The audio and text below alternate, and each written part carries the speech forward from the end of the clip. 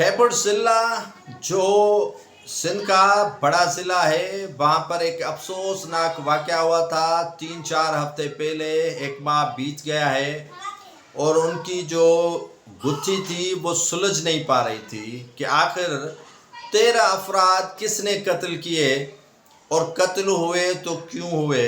آخر وہ کیا وجوہات تھی ان بچوں کی، ان خواتین کی، ان بزرگوں کی، ان مردوں کی، کس کے ساتھ دشمنی تھی کہ یہ لوگ قتل ہو گئے.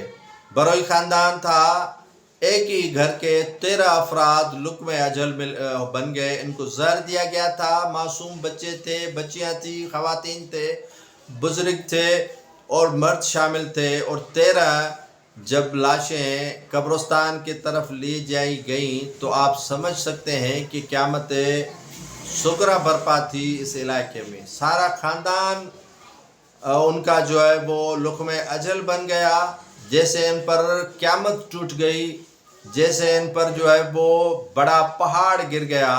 لیکن ایک خاتون بچ جاتی ہے، ایک مرد بچ جاتا ہے اور تحقیقات ہوتی ہے تو وہ بلبلاتے ہیں، کہتے ہیں کہ نہیں، ہمارا اس سے کوئی تعلق نہیں ہے، ہم نے کھانا نہیں کھایا تھا. لیکن پولیس خیبر نے اس الجھی ہوئی جو گتھی تھی ان کو سلجھا لیا.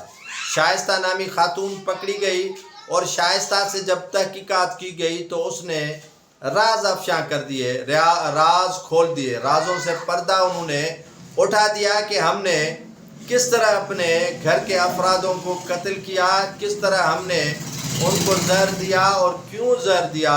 یہ کھل کر شائستہ بروئی نے بتا دیا. شائستہ بروئی بتاتی ہے کہ وہ رسول بخش نامی اپنے ہی رشتہ دار سے پیار کرتی تھی اور اس نے زہر لا کر انہیں دیا. شائستہ کہتی ہے کہ جب انہیں کہا گیا کہ یہ تمام افراد، جس میں اس کا اپنا بھی والد شامل تھا اور شائستہ کے تمام جو گھر والے تھے وہ بھی شامل تھے، ان کو زہر دینا ہے، تو شائستہ نے زہر دے دی. اب خواتین کو عقل کہاں سے ہوتی ہے؟ خواتین عقل سے عاری ہوتی ہیں اور سوری ٹو سے جب عقل ان کے ہاں ہوتی تو اس طرح کا یہ کارنامہ سر انجام نہیں دیتی. اور کہہ رہی تھی کہ ہم پسند کرتے تھے ایک دوسرے کو، رسول بخش اور میں، اور جب میں نے زہر دیا تو میں نے کھانا نہیں کھایا تھا.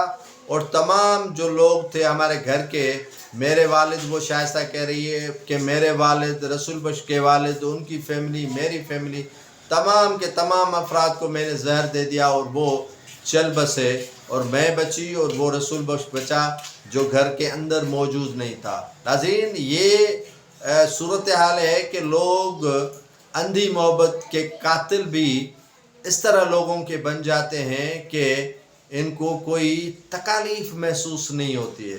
جیل میں یہ سڑیں گے. تمام افراد ان کے جو ہے وہ لقمہ اجل بن چکے ہیں. اس میں جو مدعیت ہے، پولیس کی مدعیت میں مقدمہ درج ہوا ہے اور پولیس اس میں جو ہے وہ مدعا ہے اس مقدمے میں، کیونکہ ان کے گھر کا کوئی فرد بچا ہی نہیں تو ایف آئی آر کس کے نام پر جو ہے وہ درج کی جائے. تو ایف آئی آر درج ہو گئی ہے، شائستہ بروئی گرفتار ہو گئی ہے، رسول بخش بروئی کی تلاش جاری ہے جو تاحال پولیس کو نہیں مل سکا ہے اور پولیس اسے تلاش کر رہی ہے. یہ ہے خونی رشتوں کی کہانی کہ کس طرح خواتین اپنوں کو بھی نہیں بخشتی ہیں اور کیا جس کے لیے وہ مر مٹی وہ بھی اسے چھوڑ کر فرار ہو گیا ہے اور پولیس اسے تلاش کر رہی ہے.